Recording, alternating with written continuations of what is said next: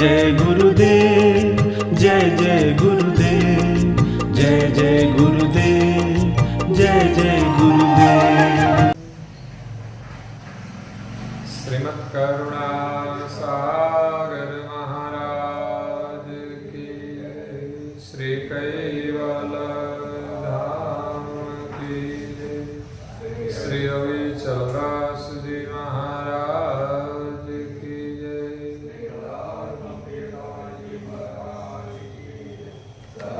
सत केवल साहेब, सत केवल साहेब, सत केवल साहेब। परम गुरु श्रीमद् करुणा सागर महाराज श्री रचिता पंचम स्वसम वेद यानी पंचम सूक्ष्म वेद, निज पति परम प्रभाव स्कंद है चौथा और चौथा नंबर है 59। निज कैवल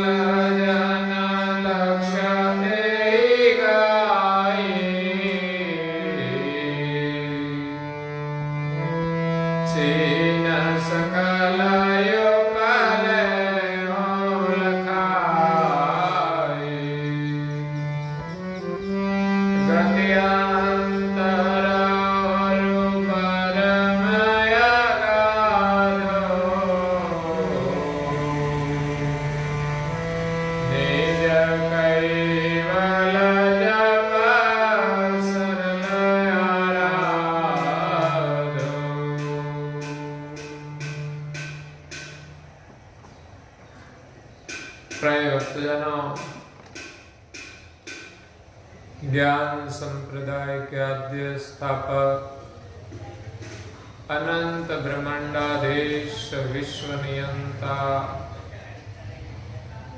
कैवल कर्ता के परम विशेष अंश सकर्ता सत कैवल का महाद सजान जान अलौकिक दिव्य स्वरूप को अनेक न्याय से प्रत्यक्ष प्रमाण से स्वानुभव से प्रतिपादन करने वाले अनंत अंशों के तारणहार कैवल धर्म धुरंधर नव बुद्धि के सागर महान समर्थ परम श्रेष्ठ परम विभूतिवान परम दयालु परम कृपा निधि सर्वज्ञ दिव्य परम गुरु श्रीमद् करुणा सागर जी महाराज विश्व भर के मनुष्य तनधारी चैतन्य जीवात्माओं को यथार्थ ज्ञान का उपदेश देते हुए स्वरचित पंचम स्वसंवेद ग्रंथ के चौथे स्कंद की 59वीं चौपाई में अपनी अलौकिक अमृतमय वाणी में कहते हैं कि निज कैवल जन लक्ष्य एहि गाई, चीन सकल उपलेहु लखाई। दिव्य परम गुरु जी निज लक्ष्य का वर्णन करते हुए कहते हैं कि जो अंश सदगुरु के चरण में जाते हैं उनको सदगुरु निज लक्ष्य प्रदान करते हैं। इस लक्ष्य का जाप करते करते अंश को कैवल धाम की प्राप्ति होती है। इस गति की प्राप्ति के लिए दिव्य परम गुरु जी ने बाल तिलक का प्रतीक दिया है। जिस बाल तिलक का संबंध निज लक्ष्य के साथ है, दिव्य परम गुरु जी ने जो बाल तिलक का प्रतीक दिया है उनका संबंध अंश स्वरूप के साथ है कि जिस अणिअग्र गति से अंश कैवल धाम से आए हैं, इस नमूने दिव्य परम गुरु जी ने भाल तिलक करने को कहा है। और केवल पद प्राप्त करने की भक्ति जिनकी समझ में आई, उनके सिर पर अवश्य ही अवश्य बाल तिलक होगा। इस बाल तिलक गति का वर्णन 4 वेदों में नहीं है, जिनका वर्णन दिव्य परम गुरुजी पंचम स्वसंवेद ग्रंथ में करते हैं कि ये बाल तिलक लक्ष्य की गति कैसी है कि जो अंश की वृत्ति संसार में रहते हुए भी संसार व्यवहार से अलग होकर वृत्ति उपरांत होती है, ये भाल तिलक की गति है। जिस गति से अंश की वृत्ति भाल तिलकवत ऊर्ध्व गति करती है और हृदय में निरंतर निज पद का ध्यान रहता है कि मेरा निज घर कहां है और मुझे निज घर की प्राप्ति करनी है। मैं यहां रहने वाला नहीं हूं, ये सब कुछ मेरा नहीं है, सब कुछ सर्जनहार ने बनाया है। 2 दिन का मेला छोड़कर जाएगा अकेला, यही समझ आ जाए तब अंश की गति भाल तिलकवत हो जाती है और हृदय में निज पद का ध्यान निरंतर रहता है। वो ध्यान में वो अलमस्त रहता है, संसार की माया को देखकर न खुश होता है न कभी दुखी होता है। तो ये है भाल तिलक लक्ष्य की गति कि संसार में रहते हुए भी अलग रहते हैं और उनका स्वभाव उदार रहता है, परम पद के प्रति वो उदार हो जाते हैं और निरंतर ध्यान में अलमस्त रहते हैं। संसार में रहते हुए भी उनकी वृत्ति अतीत के साथ तग्न हो जाती है। अतीत का मतलब दिव्य परम गुरुजी ने हस्तलेवा ग्रंथ में कहा है, तंतुना तेज में विश्व विलसी रहो, जागृत सुपन में सुरत लागी, तुर्यानि तीत अतीत परमात्मा, सो कोई नव लहे मंद भागी। कि जागृत स्वप्न में सुरत लागी, अंश अपने स्वरूप को भूल गया। क्यों? कि जागृत स्वप्न में सुरत लागी। हम निद्रा में सो जाते हैं तब भी एक स्वप्न आता है, वो हम जागते हैं तो हमें सत्य नहीं लगता, हमें लगता है कि ये तो स्वप्न था। स्वप्न में चाहे सुख हो या दुख हो, सुख हो अगर हम जागे हमारे पास न हो तो हमें दुख नहीं होता। स्वप्न में हम दुखी हो गए, बाद में हम जाग गए तो हमें दुख का कोई रंज नहीं होता, क्योंकि हम जानते हैं कि ये स्वप्न है। लेकिन हमारी सुरता संसार में दुखी क्यों है? हमारी वृत्ति संसार में क्यों दुखी रहती है? कि जागृत स्वप्न में सुरत लागी। संसार में हम जागृत अवस्था में ये जो स्वप्न चल रहा है, संसार एक स्वप्न कहा है। पूज्य श्री नारायण दास जी महाराज श्री कहते हैं, कक्का करो गुरु चरण निवासा, जग व्यवहार छोड़ी सब आशा, यही जग जानो सुपन की बाजी, ताकू देख भयो क्यों राजी।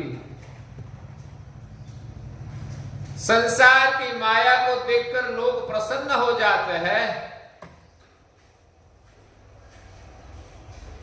लेकिन पूज्य श्री नारायण दास जी महाराज श्री कहते हैं कि इनको देखकर तुम इतना प्रसन्न क्यों होते हो? ये सत्य नहीं है, स्वप्न है, ये जागृत का स्वप्न है। निद्रा का स्वप्न हमें झूठा लगता है, लेकिन जागृत का स्वप्न इतना जल्दी हमें झूठा नहीं लगता कि ये संसार सत्य नहीं है। जागृत का जो स्वप्न है वो सर्जनहार का स्वप्न है, इसलिए हमें जल्दी झूठा नहीं लगता।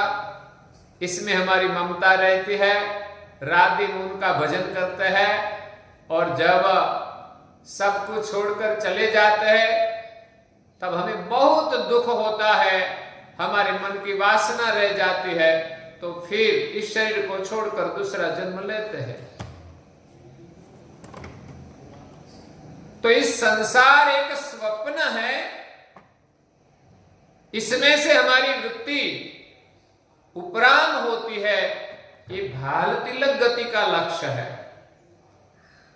तुरिया की तीत अतीत परमात्मा, ये जागृत का स्वप्न है। दूसरी स्वप्नावस्था आती है, तीसरी सुषुप्ति अवस्था। सुषुप्ति में तो कोई ज्ञान रहता नहीं, और चौथी है तुरिया अवस्था, जिसमें ज्ञान है। और सर्जनहार तुरिया से तीत है, उन्मुनि अवस्था में उनका अनुभव हो सकता है। पांचवें परम कारण देह में जहां हमारा स्वरूप का अनुभव है, और इस अवस्था से हम तुरिया से तीत, जो अतीत परमात्मा है, क्योंकि सृष्टि का अंत कहां है? सर्जनहार में है। इस सृष्टि का जो अंत हम देखे, अतीत को देखे, तो एक ही सर्जनहार दिखाई देगा, तो वो तुरिया से तीत है, जिसका अनुभव हमें पांचवें परम कारण देह में होता है, उन्मुनि अवस्था में होता है। क्योंकि अंश का अनुभव जागृत और उन्मुनि अवस्था के मध्य में है। जागृत अवस्था पिंड में है, उन्मुनि अवस्था ब्रह्मांड में है। इसके बीच अपना स्वरूप है, वहां से हम अतीत का अनुसंधान कर सकते हैं। वो बाल तिलक गति से होता है। तो परम गुरु जी ने जो बाल तिलक की छाप दी है, वो हमारे लक्ष्य वचन के साथ जुड़ी हुई है। इस बाल तिलक गति से निरंतर अतीत का हम ध्यान करें और अलमस्त रहे। निज कैवल जन लक्ष्य यही गाई। निज कैवल के जो भक्त है, उनके जो सेवक बने हैं, उनके लिए कैवल लक्ष्य का ज्ञान मैंने आपके सन्मुख रखा है। उनके लिए मैंने ये वर्णन किया है, निज कैवल जन लक्ष्य यही गाई, चीन सकल उपलेहु लखाई। निज कैवल की प्राप्ति के लिए सदगुरु के शरणागत जो अंश है, जिनको सदगुरु ने निज लक्ष्य का ज्ञान दिया है, निज लक्ष्य मंत्र दिया है, उनके लिए एक उपलब्ध चिन्ह बताए कि भाल तिलक की गति कैसी है। तो कहे अंश की वृत्ति संसार से अलग रहकर उदार गति हो जाती है, और हृदय में निज पद का ध्यान रहता है, और ध्यान में वो अलमस्त हो जाते हैं, और अतीत के साथ तग्न हो जाते। यही लक्षण उपलब्ध है। बाह्य दृष्टि से हम देखें तो निज लक्ष्य की गति का अनुभव कैसा होता है, उनका बाह्य चिन्ह एक ही चौपाई में बताया। गति अंतर और परम अगाध। अब दिव्य परम गुरु जी अंतर गति का वर्णन करते हैं कि अंतर वृत्ति की स्थिति कैसी होती है। परम अगाध, वो गति परम अगाध है। मैं अविनाशी उपासी संतो, मैं अविनाशी उपासी, गति अगमय गाय लगासियो संतो, मैं अविनाशी उपासी। अंतर लक्ष्य भजन की गति अगम और अगाध है। अगम जहां हमारी बुद्धि नहीं पहुंच पाती, जिनका विलोकन अंतर्वृत्ति से होता है, गति अगम अगाध लखासी, जिनका कोई अंत नहीं है, अमाप है। अगाध का मतलब अमाप, जैसे समुद्र का जल अमाप है, अगाध है। समुद्र की गहराई को नहीं नाप सकते और उनके पानी को भी हम नहीं नाप सकते। इसी प्रकार अंतर लक्ष्य की जो गति है, अंतर भजन की जो गति है, वो हम मन बुद्धि अहंकार चित्त से नाप नहीं सकते, उनका विलोकन नहीं कर सकते।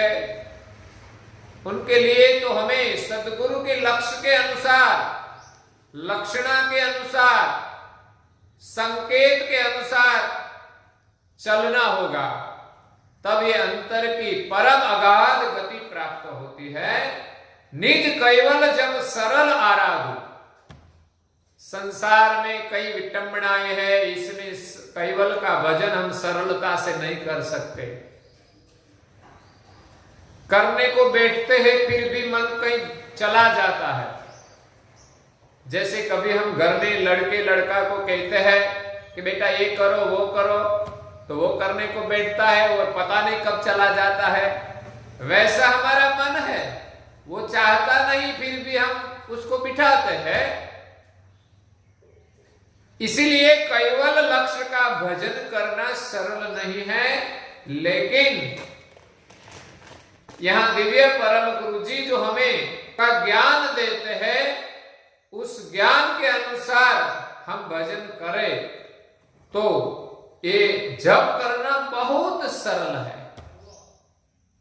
निज कैवल जप सरल आराधु, निज कैवल का जप और आराधना सरलता से होगा। लक्ष्य पक्ष बिनु रहित समारा, अपनी जयंस कैवलेक तारा। हे जगत जुगत तेहि लंघन मरमा,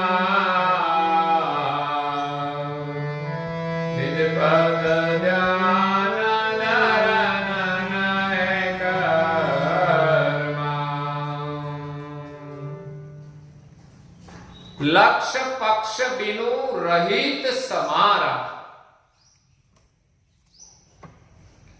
दिव्य परम गुरु जी जो लक्ष्य देते हैं, वो लक्ष्य संसार के पक्ष से रहित है। जिस लक्ष्य के अंदर कोई दो मत है ही नहीं,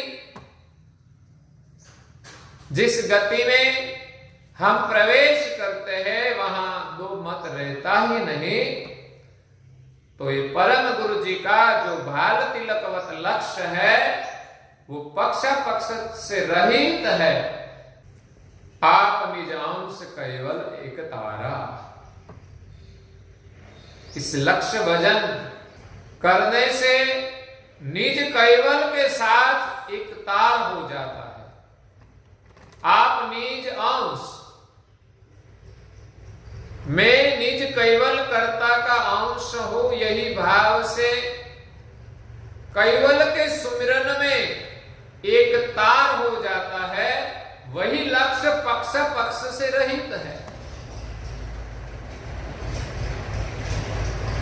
इसी के अलावा निज कर्ता के साथ हमारी एकता होगी नहीं।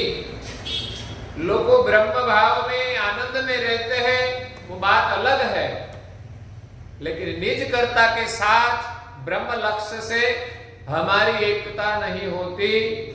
मैं ब्रह्म हूं, परमेश्वर ब्रह्म है, तो निज कर्ता और अपना मिलन नहीं होता। यहां परम गुरु जी का लक्ष्य है कि मैं निज कैवल का अंश हूं। इस लक्ष्य से हम कैवल के साथ एकतार होते हैं। जगत जुगत ते ही लहतन मरमा। जगत के जीव या तो जगत के धर्म गुरु इस लक्ष्य के मर्म को जानते नहीं, और इसी प्रकार लक्ष्य भजन करने की जो युक्ति है वो सदगुरु के बिना जगत के जीव जानते नहीं। जगत के अंदर अनेक मतपंथ है, लेकिन निज कर्ता का भजन करने का जो लक्ष्य है उनकी युक्ति जगत के जीव नहीं जानते। निज पद ध्यान धरत नहे कर्मा। ये जो युक्ति है निज सदगुरु की, परम गुरु जी का लक्ष्य की जो युक्ति है, निज पद का ध्यान करने की जो ध्यान नहे कर्मा है, जिसमें कोई कर्म बंधन नहीं है, नहे कर्म ध्यान है। संसार में लोग धार्मिक क्रिया विधि विधान सब कुछ करते हैं, तो अच्छा कर्म करते हैं तो शुभ कर्म होता है, इसमें कुछ गलती करते हैं तो अशुभ कर्म होता है। लेकिन कैवल लक्ष्य का भजन है वो नहे कर्मी है। अंश को कर्म से रहित करते हैं। इस भजन में कोई अस्मि रहती नहीं कि मैं कुछ करता हूं। अंश नहे कर्मी होकर कर्ता के साथ एक तार हो जाते हैं। यही लक्ष्य भजन है। परम गुरु हमें यही लक्ष्य की गति प्रदान करते हैं कि हम निज कैवल कर्ता के अंश है और नहे कर्म भाव से निज कर्ता पद का ध्यान करते हैं। यही मेरा घर है और निज कर्ता का हम भजन करते हैं। यही हमारा सर्जनहार है। इसी के अलावा हम किसी के साथ मिलने वाले नहीं हैं और किसी की हम सजाती नहीं है। हम सर्जनहार के अंश है। जो ब्रह्म प्रकाश के प्रकाशक है, उनका लक्ष्य लेकर दिव्य परम गुरु जी यहां आए हैं और शरणागत अंशों को यही निज लक्ष्य प्रदान करते हैं। आगे दिव्य परम गुरु जी कहते हैं, अति गति गोपत जपत तेजा एक रस सलंग मलंग नहीं मापो। ए लक्ष्य अलख खलग नहीं पाए। जाने सतगुरु ने दिया है बताए। अति गति गुपन जपन ते ही जापू। परम गुरु जी ने जो अमर मंत्र प्रदान किया है, वो जप करने की जो गति है वो बहुत गुप्त है। मंत्र के जो अक्षर है उनका आशय बहुत गुप्त है। अति गति गुपन जपन ते ही जापू। जिस मंत्र जप करने की गति अत्यंत गुप्त है, उनका हमें जप करना है। मंत्र के माध्यम से हमारी वृत्ति संसार के विचारों से मुक्त होकर मंत्र के आशय में एक रूप हो जाए। एक रस सलंग मलंग नहीं मापू। वो कैवल के साथ एक रस हो जाते हैं, मिल जाते हैं, जो अमाप गति है। यही लक्ष्य अलग खलक नहीं पाई। ये निज कर्ता का भजन करने का जो लक्ष्य है और निज कर्ता के साथ एक रस सलंग और मलंग, सलंग उनके साथ हमारा संबंध हो जाए वृत्ति का, और उनके साथ हम मिल जाए वृत्ति से जो अमाप है, तो ये लक्ष्य संसार में कोई जानते नहीं। ये अलख का लक्ष्य है जो खलक में किसी ने पाया नहीं, जाने सदगुरु जी ने दिया है बताई। हम सर्जनहार के अंश है और सर्जनहार का भजन करने का जो लक्ष्य है वो खलक जानते नहीं।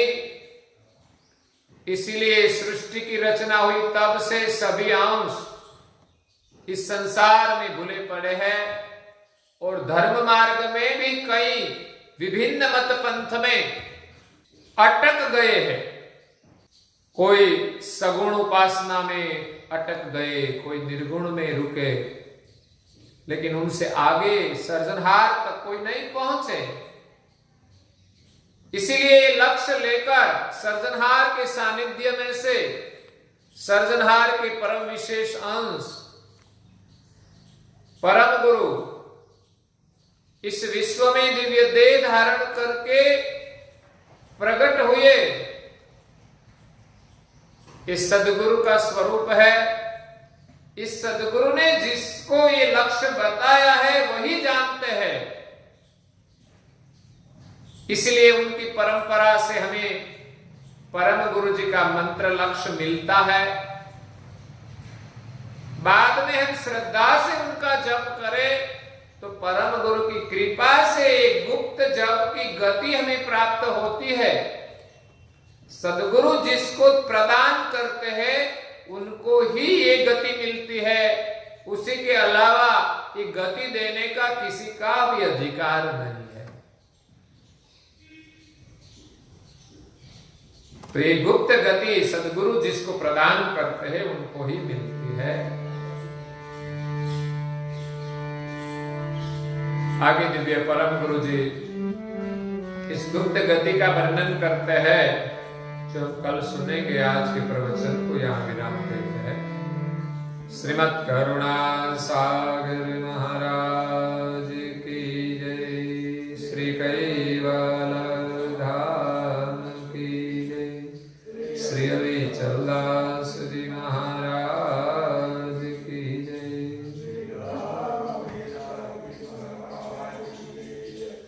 सत केवल साहे, सत केवल साहे, सत केवल